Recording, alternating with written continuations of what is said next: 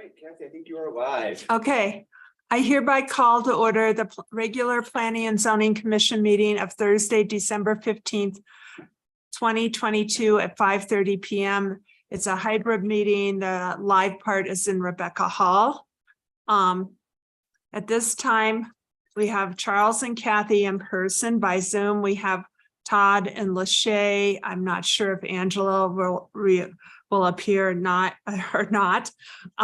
In person for staff, we have Phil and Allie. We have Ron by Zoom, and in person, we have Dan from Town Council. I'd like to entertain a motion, our discussion on the minutes for November 17th, 2022.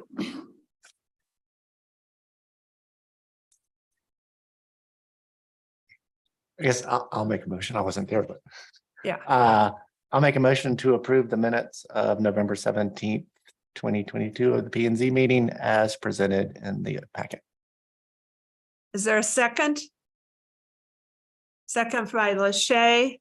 Is there any discussion or changes? Okay, then all those in favor, raise your hand, please, either physically or by machine. Okay, I think it's unanimous.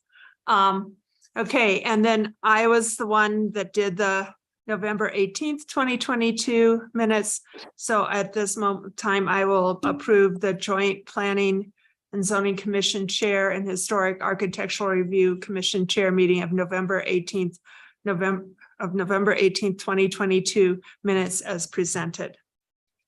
Okay, staff announcements. We have a few staff announcements, specifically any planning commission members or town staff that are with us via Zoom. You guys have all been made co-hosts, so you can mute and unmute yourself as you see fit. That's pretty much the only fun right you get as a co-host on Zoom, but please feel free to unmute as you see fit. Second is I did send out an email this afternoon about land use code changes that were approved by town council this week. And updated application fees for planning and HARC. You guys should all have those now, and also updated mitigation fees. All of those are starting in 2023. The one other item we have for discussion is, I believe at the HARC meeting last night, they have selected March 23rd as a joint retreat with HARC and town council and ideally planning commission. So we're throwing out the date of March 23rd. Hopefully that works for everyone. Check your calendars and get back to us. I think it's supposed to be in the morning of the 23rd. Okay, just looking at my calendar. And Kathy, I have one other thing to add. Okay. I think I can do the 23rd a.m. Okay. What do you want to say, Ron? So just to let everyone know, the Innovative Housing Opportunity Grant that we applied for, we were awarded that grant. So we will be sending out RFPs real soon. We'll start working on that. So it's a little bit of good news. That sounds like a great good news. Okay. Anything else at this time from staff? Nothing from me. Okay. Is there any public comment on non-agenda items? And I'll only read the rules if I need to, if there's any public comment. Okay. I don't see any public for non-agenda items. Okay. Then at this time, we'll move to public hearing items.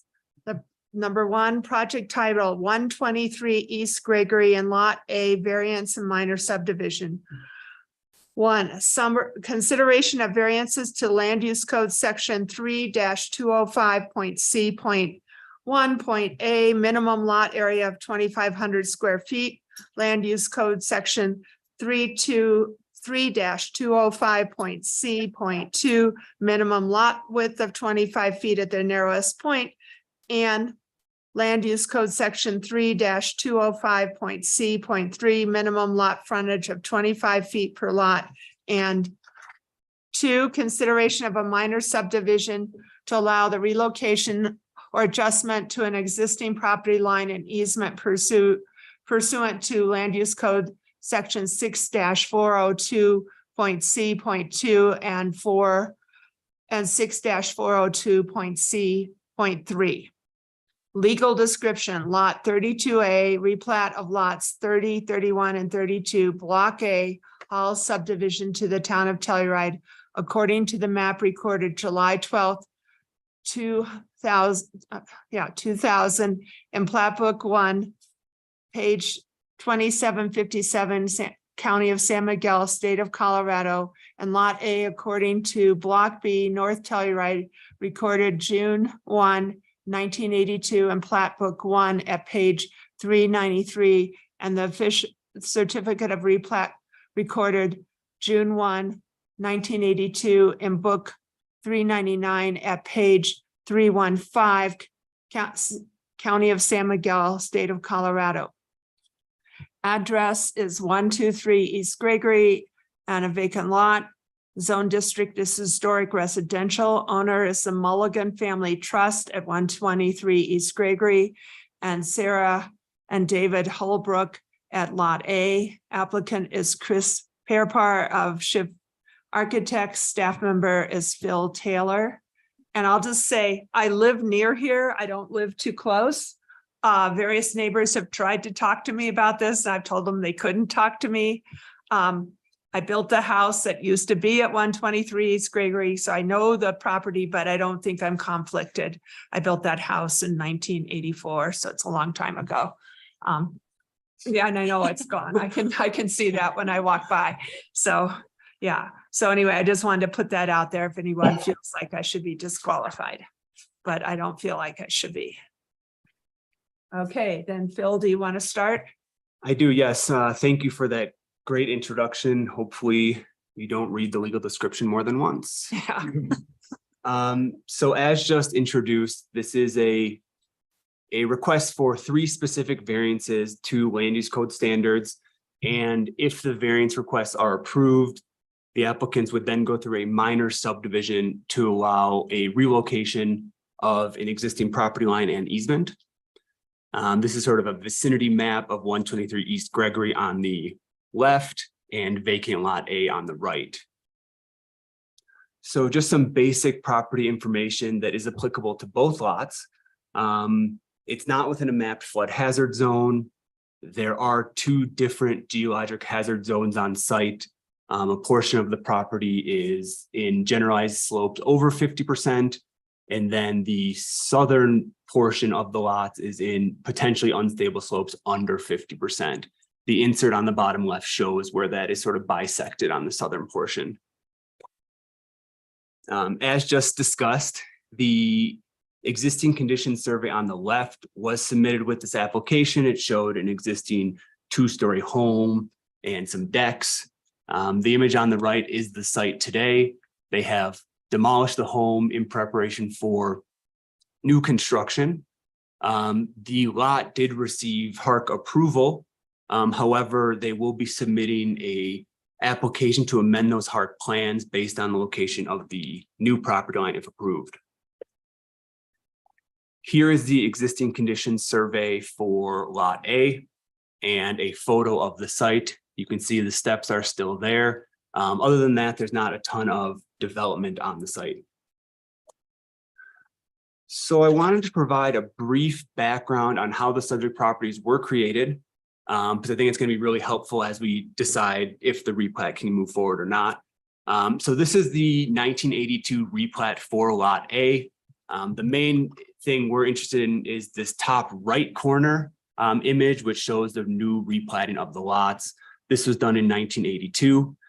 It's important to point out when this was recorded, Lot A met the minimum lot widths and lot frontages in the land use code. This is an image of the plat that created Lot 32A. It was recorded in the year 2000. And as just stated, the house that was there was demolished, but when this plat was recorded in the year 2000, it did meet minimum lot size requirements. So why are they requesting these variances? I think that is important to know, and I think it took me a little bit to figure out. It wasn't that clear. There was a lot of survey work done throughout the years in this area. Sometime after the plat in 1982, but prior to the year 2000, the southwest property corner was set for Lot A. That property corner is the farthest line to the left. Following that, for the plat in 2000, the southeast property corner was set for Lot 32A, which is seen in this image as the line on the farthest right. So there's technically about a 16-inch overlap on either side. When this came up, we encouraged the property owners to find the right property corner. We said, don't split the difference, find the right one. And both of these technically are right. But we really thought it made most sense to split the difference and find one property corner that works for both lots. And so that is what's being shown on this image. They are willing to split the difference and create a property line that sort of runs right down the middle of the discrepancy. So we do not get that many variance requests in town. So I just wanted to provide a brief introduction to what a variance is. A variance is a modification to the dimensional limitations outlined in the land use code. In general, variances can be used to modify lot area, lot width, lot frontage, setbacks, building height, or site coverage. And the variances being requested today fall within these parameters. So I think what's seen here, we've really gone over what specific variances are being requested.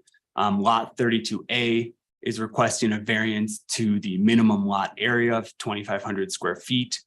And then Lot A is requesting variances to the minimum lot width of 25 feet and the minimum lot frontage of 25 feet. The chart at the bottom of the screen shows what was approved in the original plats to create these lots, and then what would change if this replat and variances are approved. You can see the changes on 32A and A are, in my mind, minor. And really just a housekeeping thing to clean up the surveying errors. And that is really why they're going through the variance process, because if they reposition the lot line, one lot would be deficient of lot size and one lot would be deficient of lot width.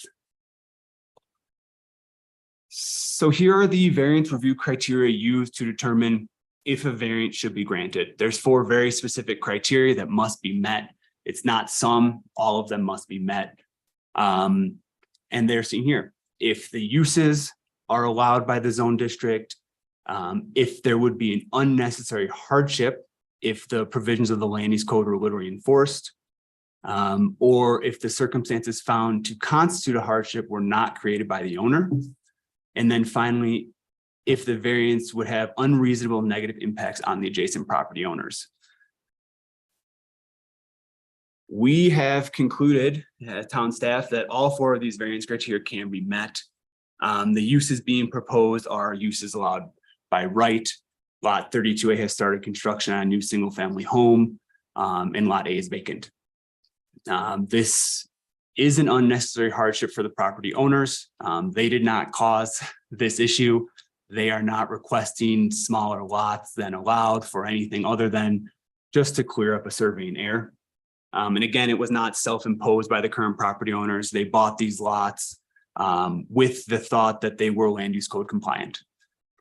And finally, we're not expecting any impacts on adjacent property owners. We're not creating additional lots or anything like that, just 2 lots with a minor relocation of a lot line.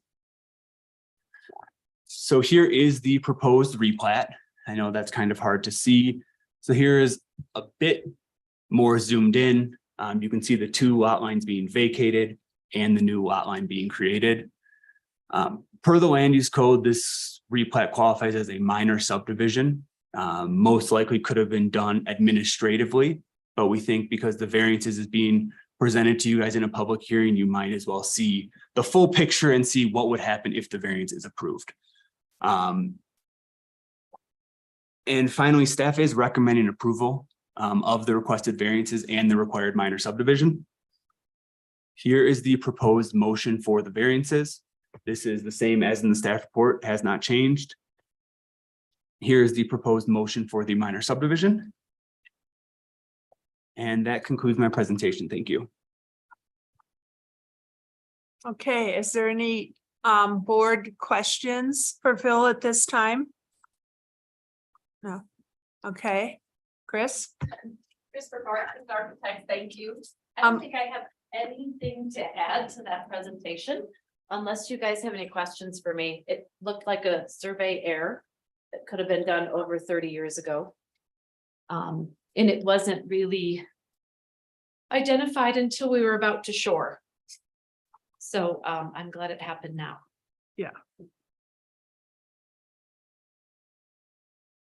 Okay, Okay. any questions? I'm seeing nobody is reacting. Okay. Then discussion Public comment? or, oh, yeah, sorry. Thank you, Alec. Is there any public comment? There's not. Okay. Discussion? Todd?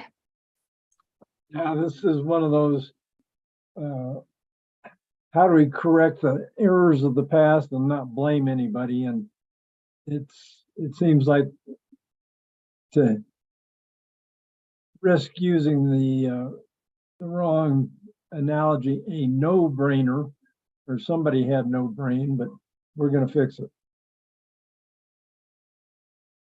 Both neighbors have just been so amazing.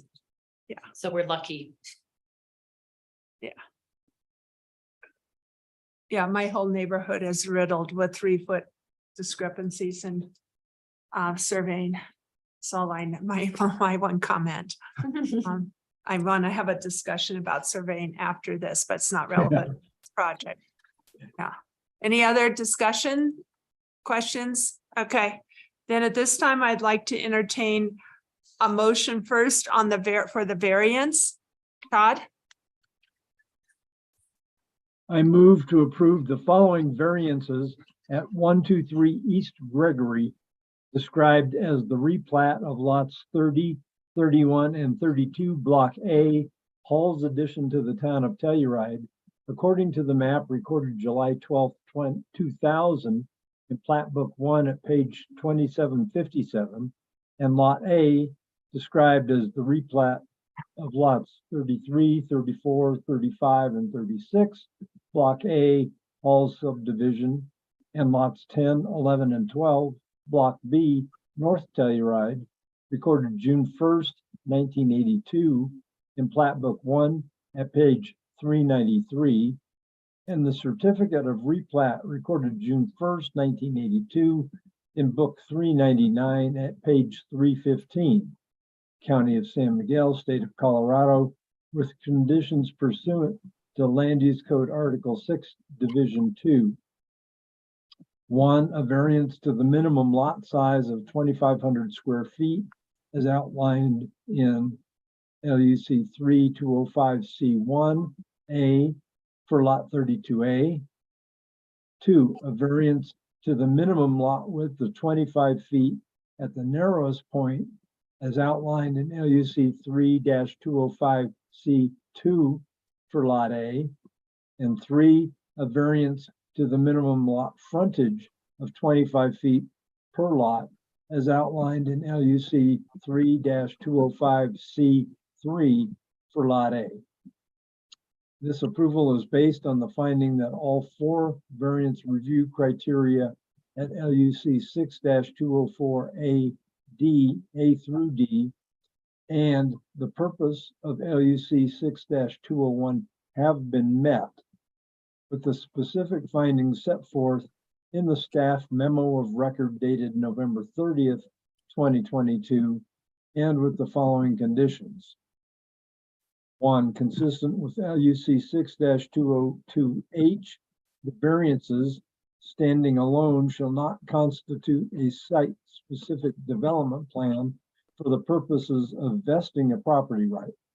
However, the variances shall be incorporated into the subsequent land use approvals. 2, a replat to reflect approved variances shall be recorded, which will memorialize approvals and correct the existing survey errors. And 3, a plat note identifying the variances approved by P&Z shall be included on the replat. This motion is based on evidence and testimony provided at a public hearing held on December 15th, 2022, with notice of such hearing provided as required by the Telluride Land Use Code. Okay, is there a second? I'll second. Okay, Charles, I'll give it to Charles, and I'll note that Angela Dye, Commissioner Angela Dye has joined the meeting. Yeah. And you can unmute yourself or Phil. She's I am. unmuted. Okay. I am, thank you. All right. Any discussion on the motion? All right, then all those in favor, I think we can see each other, so let's physically raise our hands instead of the funny hands. Okay, it's unanimous. All right, now I would like to have a proposed motion for the, or not a proposed motion, I'd like to have a motion for the minor subdivision. Well, since I'm reading, I'll go ahead. Okay, How's your throat?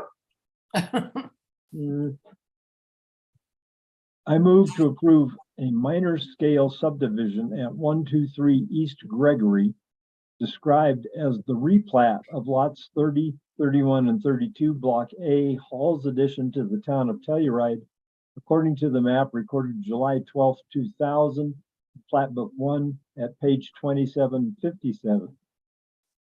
And Lot A, described as the replat of lots 33, 34, 35, and 36, Block A, Hall's subdivision, and lots 10, 11, and 12, Block B, North Telluride, recorded June 1st, 1982, Plat Book 1 at page 393, and the certificate of replat recorded June 1st, 1982, in Book 399 at page 315, County of San Miguel, State of Colorado, per Land Use Code Section 6402C2 and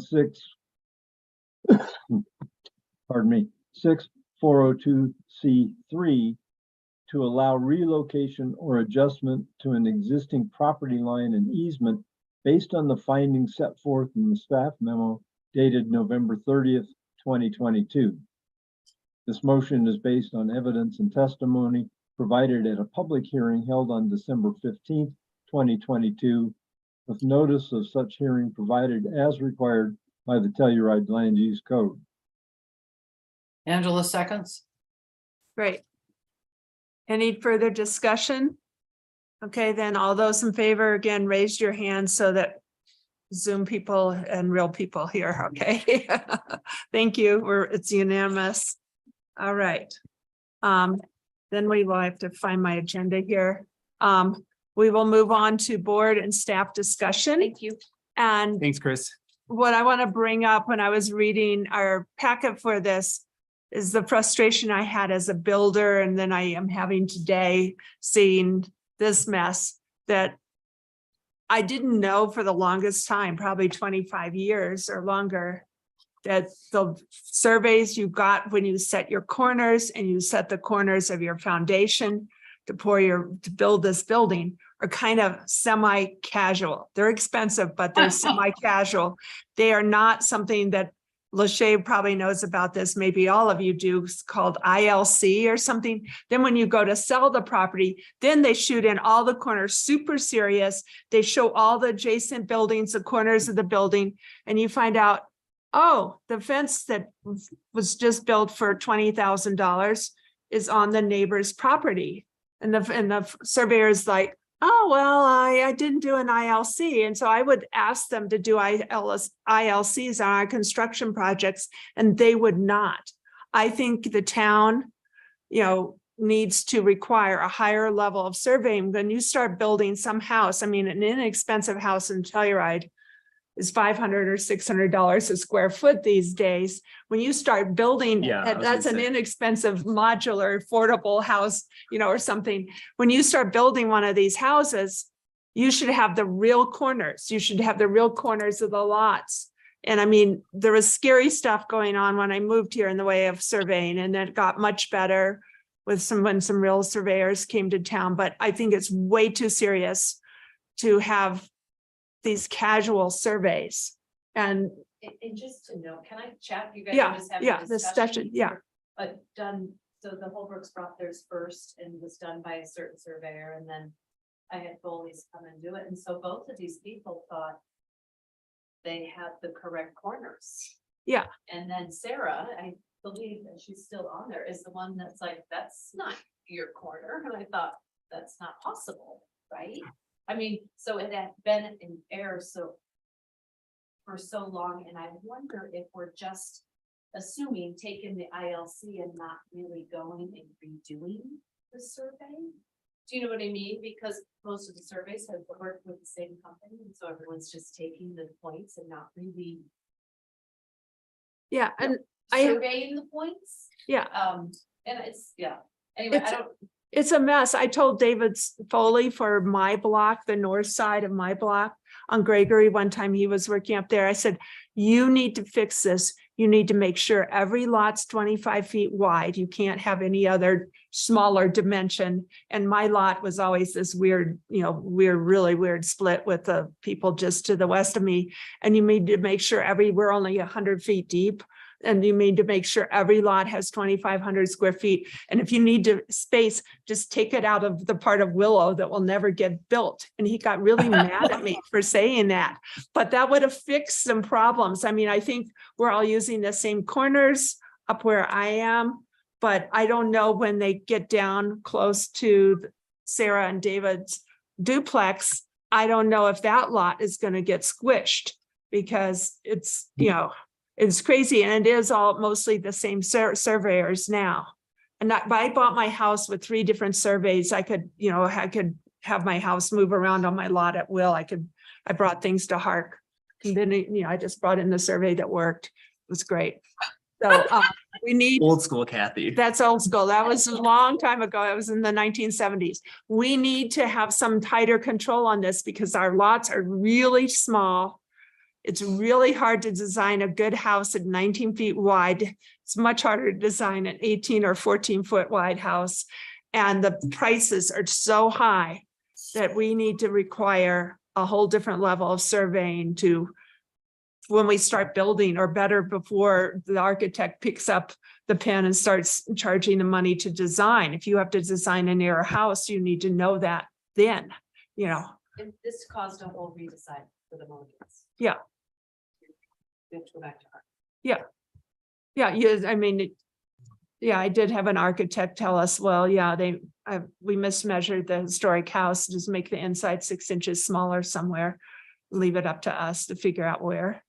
Just do it on site. Just do it on site, but By Ian Evans. yeah, right, yeah. But it's not easy. So I think this is something we need to work on as this board or the planning and Sure. building department, because we're going to have this every other month as things get torn down and rebuilt, and there's, this corner's here and this corner's here, and it's a nightmare. So I hope this is the last one of these I ever see, but I doubt it. Well, since it's Yeah. the first one I saw since I Yeah. started working there, I Yeah. imagine it won't be the last one, but Yeah. you never know. And then we need to also think about our philosophy on fences. I mean, when you put in your fence poles, you have to put concrete, so that pretty much pushes them, pushes you back. But I just started insisting fighting with the architects. We're 6 inches at least onto our owner's property. I don't want to build a fence and have to rebuild it because it turns out that it's wrong. Yeah. So, I mean, we need to pay attention. Fences don't get to go on the actual property line unless you have your concrete here and some metal strap that goes over and bends up or something really contrived. But unfortunately, this is important with our new our ever increasing land values and ever increasing redevelopment. Okay, that's my diatribe. Sorry. Yeah. You guys have a good night. Okay. Thank you. Thanks. And Angela, I don't know, thank you. We're on at the beginning. We were informed that there's going to be a not a work session, a retreat with Town Council Hark and P&Z on March 23rd in the Yes. morning. Yes, I have that on my calendar. Okay, great. Someone else told me that. Okay, Great. okay. Someone who was at the Hark meeting last night? Yeah. Yeah. Funny how that works, yes. What else do we have to discuss, if anything? Sorry, I could not get on. Our internet went down. I was here, but I could not. So apologize for missing those votes. Well, you're here. 1 now. minutes. That's good. Not a problem. Yeah. Okay, if there's nothing else that we need to discuss, then I hear Wow. adjourn. This is a record time. Yeah. Unanimous consent at 6 o'clock. This is kind of Right. strange. But Merry holidays, everyone. yes, happy holidays. Feel better, Yeah, Todd. yeah. Everyone stay well. Apparently the whole town has the flu or something. Oh, yikes. Yeah, increasing numbers are getting COVID as well. All right.